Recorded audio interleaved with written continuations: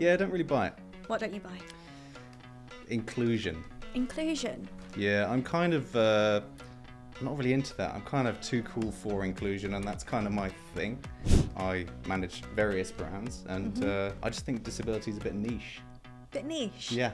I mean, I think that's a huge misconception around disability and the disabled community. They make up like 24% of the UK population. 1 in 4 people are disabled. So the disabled community are the largest minority in the world. Is that I true? wouldn't say that's niche. Disabled creators outperform non-disabled creators by 20.6%. I don't feel like disability would be the kind of right sort of theme for them to jump on the bandwagon of, and too right, I'd say. It's not about necessarily being purpose-led. There's obviously brands out there that having a purpose is a huge part of who their brand is, but it's about people, and it's about being relevant to your audience. Hi guys, welcome to the Purple Goat podcast. I'm Josie, Strategy Director at Purple Goat. I'm here with Bill. Hello. And today we're talking about the value of inclusive marketing. Now, when we were coming up for the kind of idea of this podcast, we were thinking about what makes a great podcast, and actually we realized that often the most entertaining thing is to have people with different opinions kind of come together and marry those opinions somewhere in the middle in an interesting discussion. But being at Purple Goat, being both within actually the same team, the strategy team, and working very closely with each other, we realized we're actually very much on the same side of the court in most areas and fields. So we thought it could be an interesting exercise to invite a theoretical guest onto the podcast. He may look a little bit familiar, but hopefully not too familiar. He certainly will be fictional, but he will be a strong presence, I'm sure. Without further ado, I think I should welcome him on. So I'll go and swap out. Thank you. Hello, everyone. I am ROI Roy, aka Return on Investment Roy, aka Roy. And I'm excited to be here. I'm excited to have you. I hear you're a little bit of a skeptic. Yeah, I don't really buy it. What don't you buy? Inclusion.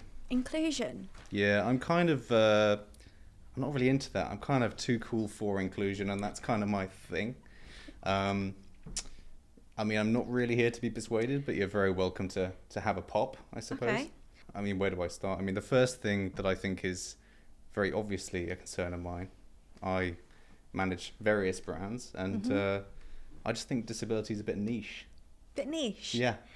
I mean, I think that's a huge misconception around disability and the disabled community. They make up like 24% of the UK population. 1 in 5 people, or 1 in 4 people are disabled.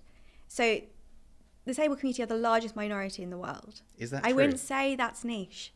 Is that true? Yeah. See gov.uk. Gov.uk? Yeah. Are you going to provide sources No, throughout this podcast? I don't have that many sources, but I might, out of memory, have sources. Okay. I mean, that's quite a staggering statistic. Yeah. Still feels niche, though. I mean, you don't see many brands kind of doing it. No, you don't. And that is, a challenge that we often face. Only 0.06% of ads actually feature disabled people. However, when you compare that to the 16 million disabled people living in the UK, and that actually 24% of the population are disabled, there's a huge disparity there. And that there provides those brands you work with a huge growth opportunity to kind of expand their audience and reach much more relevant customers, potentially. Okay, kind of see your point. I guess one issue that definitely springs to mind for me is like a lot of the brands that I work with don't really feel very purpose-led, they don't feel like disability would be the kind of right sort of theme for them to jump on the bandwagon of, and too right, I'd say. It's not about necessarily being purpose-led. There's obviously brands out there that having a purpose is a huge part of who their brand is, but it's about people, and it's about being relevant to your audience. And we know that disabled marketing, inclusive marketing, is performs incredibly well. How well? I mean, if you just look on social, for example, disabled creators outperform non-disabled creators by 20.6%. So we know that people want to see more inclusive marketing, and there's loads and loads of stats out there that kind of showcase how brands, particularly like Gen Z and millennial audiences, want to see more inclusive marketing, want to see them and the people around them represented in the comms they're consuming. And so therefore we know that when brands do inclusive marketing, when they have that kind of representation on screen, it's received really well. That seems quite like a broad statement. Do you think that's going to be true for my audience? I mean, for instance, one of the brands I work on is to do with extreme sports and mainly motorcycles. Represent. Do you think that would be relevant for my audience specifically? I don't imagine there are that many disabled audiences that, I'd be talking to. Why not? Don't see them. Yeah, I mean, you've got to remember that not all, I think there's this huge misconception that all disabled people are wheelchair users, whereas actually loads of disabled communities, they actually have hidden disabilities, or it's like neurodiversity. You don't actually see it yourself. And when you look at your audience, it could be that you don't have, you're not appealing to like disabled consumers. But also you've got to remember that actually when it comes to data, a huge problem we find is there's a huge data gap when it comes to disability, and that people don't ask if people are disabled, they don't segment it, and therefore they just don't have that data. And statistically, it is very likely that some people within your consumer base are disabled, and you're not talking to them directly. So am I supposed to just kind of gamble on this assumption that they will be there? No, you can do insights. You can find out about your audience. Okay. You can speak to people how your brand can better tailor their comms to, meet their needs and what people actually want to see. Interesting. Okay. I'm with you so far. Wouldn't say I'm bought in yet, okay, but it's certainly an interesting conversation. Never heard it spelled out precisely like this.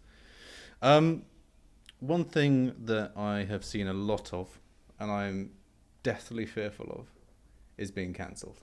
Mm-hmm. I tread pretty close to the line. I'm pretty hardcore, and I usually teeter a little bit over the edge in terms of what I do and how hardcore I go.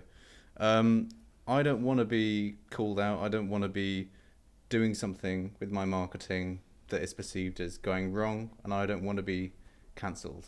How do you explain that? I think a lot of brands steer away from featuring disability with the fear of getting it wrong. I think getting it wrong is a genuine concern, and I think if you do it authentically, it can go incredibly well. But also, arguably, you're taking a huge risk not doing it. More and more brands, more and more people, they want to see themselves and the people around them represented in their comms. And we know that actually, a lot of consumers, there's so many options out there for them that they're being more and more value driven. So you're taking a bit of a risk doing nothing, we'd say. So my silence is more of a risk than taking the perceived risk. Is that your point? Yeah, potentially. Interesting. And I mean, beyond just including disabled people in my extreme sports ads, mm-hmm, what am I supposed to be doing? I mean, disability is intersectional. We're not just talking about inclusive marketing. It's not just disability inclusion. Yes, we're Purple Go, but obviously there's so many other communities that you should be representing in your comms and potentially speaking to that you're potentially not currently doing so far. And I should be reaching out to these people and understanding. Yeah, what's the process, I suppose I'm asking. Yeah, I mean, you could definitely start with insights. I think that's a really good place to start, to know, because we often do at Purple Go insights with disabled creators, and that means we get really rich insights from those communities on how they best want to be served, what's relevant to them, what's not relevant to them, and how they best want that communicated to them. And I think that's a really good first initial stepping stone without having to put loads and loads of budget to this huge comms activity that as you said, could potentially go wrong. Yeah, I mean, I guess you kind of touched on that point there, but cashola is a big motivator in the mm-hmm, what I call the money factory, mm-hmm, my business. How much is this all going to cost? What do you mean? I mean, it sounds expensive. Yeah, I've never done it before. It sounds like if I have to build it from the ground up and do all this insights into brand new campaigns or reversion my old stuff. It feels like something that is just, is it going to be expensive? You'd have to revamp it all at once. To do it actually authentically, you're better off taking smaller steps anyway. Really? So I think you can start off by building in like inclusive activity, casting, accessibility considerations early on in your briefs, your planning, and starting kind of consulting with disabled people at the very start of your campaign or planning, whatever it may be. You'll save loads more budget later down the line, and you'll definitely see the performance and the results later. So there is a good Roy. Yeah. There is. Yeah. That is incredibly reassuring. I can't overstate that fact. I mean, there's loads of brands out there that have like reports saying that it drives innovation, it drives customer retention, customer loyalty, and you'll get way more click-throughs on your content, better engagement, sentiment around our campaigns. It's definitely something we find in our campaigns at Purple Goat when we do inclusive marketing. Cool. I mean, yeah, performance marketing is gospel to me. And in terms of creativity, because I see creativity as my lifeblood. Okay. I need to have creativity flowing through my veins at all hours of the day. It's just how I function. Does representing disability and other marginalized communities in my advertising, is that going to hinder that? Because it seems like it might. I would absolutely disagree. I think it sharpens your creativity in a way. I think one, because people don't see it, they don't see disabled representation, whether they're scrolling on social or watching telly or whatever it may be.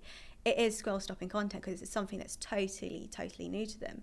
But also, when you kind of think just inclusively and like baking in all those accessibility considerations early days, and your content is way more accessible, more people are watching it, more people can consume it, and it just also means like, I think there's this misconception around like accessibility and inclusion that is just for disabled people, it's just for a set community, and actually it benefits everybody. There's so much insights. Actually, most people watch their kind of reels or TikToks with the captions on. So you kind of bake that inclusivity in early on. I think you'll find that it'll sharpen the execution of your creatives, whatever it may be.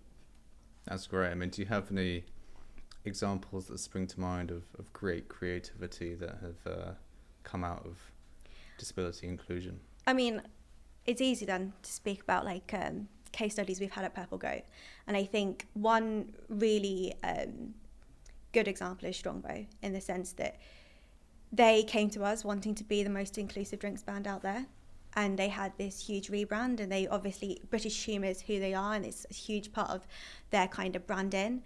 And we just kind of took that little bit further by like making sure that their activations are inclusive, they're accessible, but any sort of events, they have like BSL interpreters. It was all really fun. It's all really kind of on brand, but not like all kind of dull kind of disability stuff that you may presume. I think it was kind of out of the box, kind of stuff that people aren't used to seeing, but also still breathe life into their activity that year.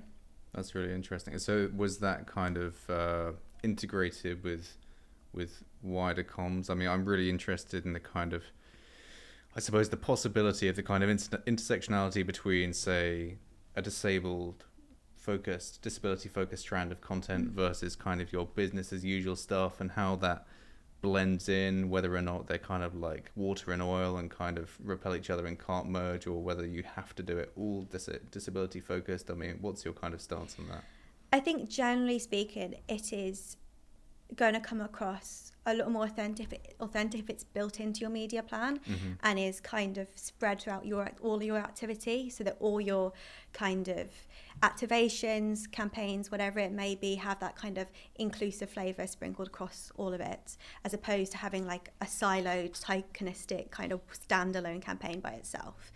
And there's really easy ways that you can do that. I mean, it's a lot what we do at Purple Goat is kind of consult and inform people on how they can best fit inclusion and inclusive thinking into their kind of media plans and their activities, to ensure that they're doing in a way that feels natural for the brand, but also kind of speaks to all those kind of relevant audiences. Okay, but you're certainly saying you don't have to do that overnight, right? Like no, absolutely not. I think, if anything, that's a huge misconception, that you've got to do it all together. Like I think it's a lot easier, cost efficient, but also you're more likely to get it right if you kind of trial and test what works for your brand as well. So yes, there's insights, but also quite typically at Purple Goat, we'll do an influencer activation. And because it's totally new for that brand, we'll start off with, let's say, test budget, and we try that. And then it's, once they see all the incredible results that's like brought, they're like, yeah, okay, we need to put more into this. We need to make sure that we're aligning this with that brief, making sure that we're putting more disabled creators in places where our other creators are. Right. And so how does that work? Do you kind of have budgets set aside for inclusive media spend in the sort of regular pot elsewhere, or how does it work? It can work either way. Like, I think for some brands it's useful to know that they're putting an X amount towards inclusive marketing and keeping themselves accountable in that way, and making sure that they're kind of handling it, that pot, and making sure that they're specifically attributing that to disabled creators or inclusive marketing, whatever means that takes. But we definitely work also where we're just taking like a slice, or we're like just activating both disabled and non-disabled creators together, and we kind of manage those splits, making sure that in terms of all the influencers we're activating, we make sure that like a good portion of those are inclusive and diverse. Okay, and that performs better presumably than Yeah, I mean, generally speaking, inclusive marketing performs brilliantly. And I think, if anything, if you have one distinct creator that you want to put out there, it works really well if you just slightly tailor it to the disabled community, but don't have a whole new creator for them. You want one strong, really clear brand message. Obviously, there will be cases where that's not the case, but generally speaking, yeah. Interesting, okay. And so, let's say I'm kind of warming to this idea. One thing that's crossed my mind is like my team doesn't feel kind of equipped for this kind of task. Obviously, we don't really have any disabled people in the team. We're all white men. How do we go about kind of doing this right? You know, like it doesn't feel like, although you've articulated some first steps that we could do, you know, going to the community, I mean, what does that even look like for me? Well, I mean, if you're not equipped, you've got to equip yourself, right? So whether that's working with disabled consultants or working with agencies like Purple Goat to make sure you're kind of getting that expertise in early days, I think that is a really great way to start, making sure that you're building something with a really strong foundation. But also, in terms of getting the community in, we often work with creators. So I think if you're going to do a creator campaign with disabled creators and you're not sure whether your brief or your creative is going to fit or resonate with that audience, that's something you can ask them, and making sure you're giving creators enough creative freedom to like put their own twist on it, to make sure it actually is going to sit right with them. There's no point asking people to do something without any flexibility and therefore it just not land because there's nuances around disability that you've just totally ignored. Yeah, okay, that seems to make sense. We've spoken about influencer marketing. There are obviously some ad formats out there that are more easily made accessible, more easily made inclusive. They each come with their kind of unique challenges. Influencer marketing is quite clear. There is a way to move forward and have better representation, use disabled talent, presumably.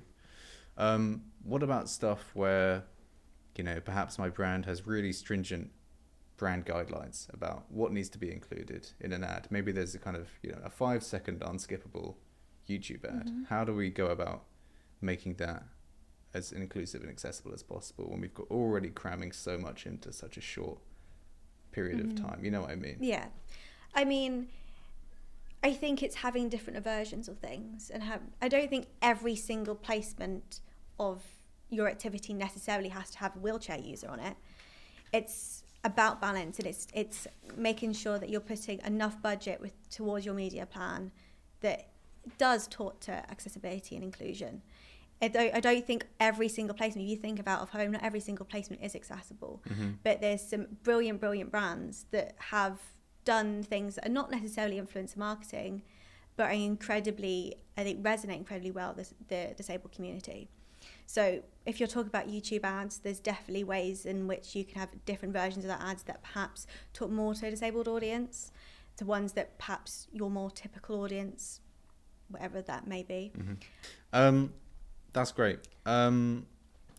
So, I mean, going briefly back to budget, because, you know, if we're talking ROAS, which I often am, my ad spend is incredibly important. And we touched on it already, but I want to go back to the point of kind of retrofitting versus involving people from the start.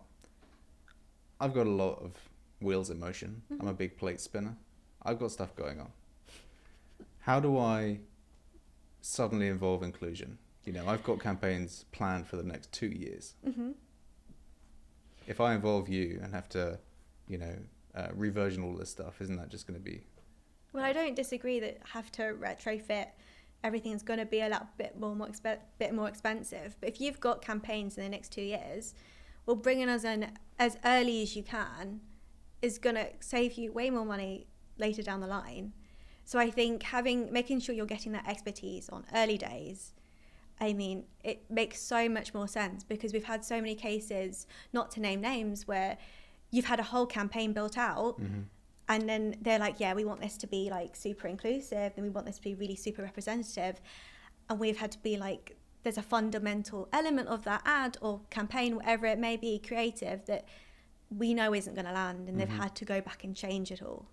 So we know that actually you bring in the early days, we can kind of support in making sure your messaging is correct, making sure it's progressive as possible, making sure that representation actually aligns to your brand, that you're not doing anything that totally like is inauthentic and isn't tokenistic, and making sure that ultimately you're creating something that's going to perform really well.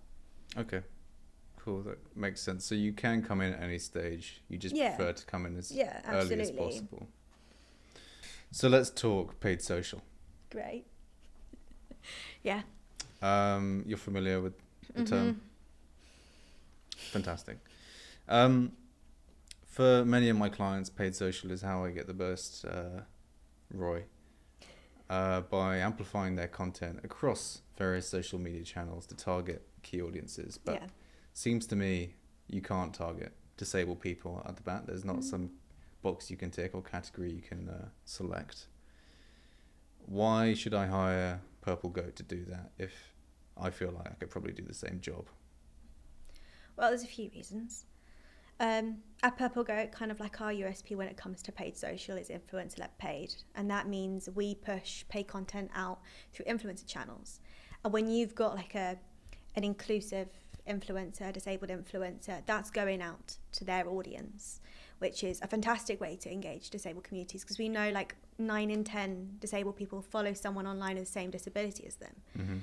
So we know that that is reaching that audience. But on top of that, if you want your paid ads to be truly inclusive, we work constantly to make sure that all that content, organic and paid social, is accessible. So from the captions to the alt text to the calls to action, we make sure that that's really accessible and that everyone can easily engage with your paid content. Okay, and people don't get put off by alt text or image descriptions or... No, I think if anything, it makes the usability of your ad way more accessible to people. And I think ultimately, like, there's many accessible features that built into social that people actually rely on heavily, whether that is captions or whether that is the alt text itself. What harm is it if it's reaching more audiences and making sure it's more relevant to your demographics? I mean, I've heard this before, chose to ignore it at the time, but many of the kind of features that are on smartphones, on social media, they started out as accessibility features. Is that true? Yeah. The initial example that comes to mind is like the light and dark mode that loads of people have on their phones now. I use it myself. You know, people use it for many reasons. Some people just have a preference to have it on dark mode. Some people have it timed to the end of the day, but that actually started out as an accessibility feature for disabled audiences, and it's now something that's widely used. Another one is like you can change the size of your font on your texts. Again, another accessibility feature, but I know my mum uses it. She doesn't have a disability that's sight related, but she wants to have her text bigger. Very nice. Well, thank you very much, Josie, for walking me through inclusive marketing. I think there were many lessons to be learned, and I'll certainly have a lot to take away. There's lots of food for thought. And I hope to meet you again and work with Purple with some of my clients soon. It seems like there's a lot of value there that I would like to incorporate into my performance marketing. So without further ado, I might go and get Bill again. Roy out. Catch you on the flippity flip. Thank you. Hello. How was that? It was an experience. Was it? I was just I was in the other room. Is he okay? He was fine. Okay. Yeah, it was interesting. Great. Next time you'll have to meet Roy. Yeah, I'll do one with him next time. Yeah. So thank you very much for watching. Obviously I didn't see it, but I hear it was a very interesting discussion between Roy and Josie about the return on investment of inclusive marketing and the value of inclusive marketing more broadly. I hear lots of common pitfalls and misconceptions and myths were covered and hopefully dispelled. I'll have to rewatch it to find out if they were. But thank you very much again for watching. Please don't forget to subscribe to the channel and follow us on all of our social media platforms. And thank you very much to ID Studios for hosting us. Fantastic, accessible podcasting space. So if you're in the market for a podcasting studio, please check them out. Thank you very much.